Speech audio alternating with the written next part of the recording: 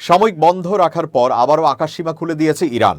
Flight tracking তথ্য অনুযায়ী এখন বিমানগুলোকে তেহরানের দিকে প্রবেশ করতে দেখা যাচ্ছে। অনলাইন ফ্লাইট ট্র্যাকিং সেবা ফ্লাইট রাডার 24 বৃহস্পতিবার নিশ্চিত করেছে ইরানের আকাশসীমায় চলাচলে নিষেধাজ্ঞা সংক্রান্ত নোটিশ বা নোটাম এর মেয়াদ শেষ হয়েছে এবং একাধিক বিমান দেশটির আকাশসীমায় প্রবেশ করেছে।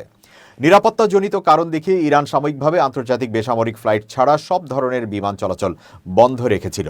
শুধু অনুমোদিত আন্তর্জাতিক আগমন ও প্রস্থান ফ্লাইটকে চলাচলের অনুমতি দেওয়া হয়েছিল।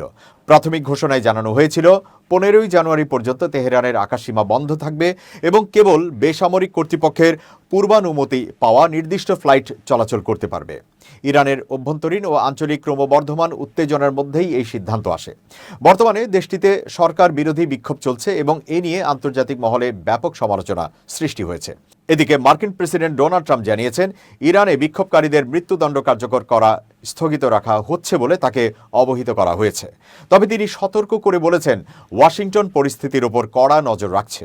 বিক্ষোভকারীদের প্রতি বারবার সমর্থন জানিয়ে ট্রাম্প আরও বলেন, মৃত্যুদণ্ড কার্যকর করা হলে যুক্তরাষ্ট্র খুব কঠোর ব্যবস্থা নিতে পারে। এছাড়া G7 এর সদস্য দেশগুলোর পররাষ্ট্রমন্ত্রীরাও বিক্ষোভকারীদের ওপর ইচ্ছাকৃত সহিংসতার নিন্দা জানিয়েছেন।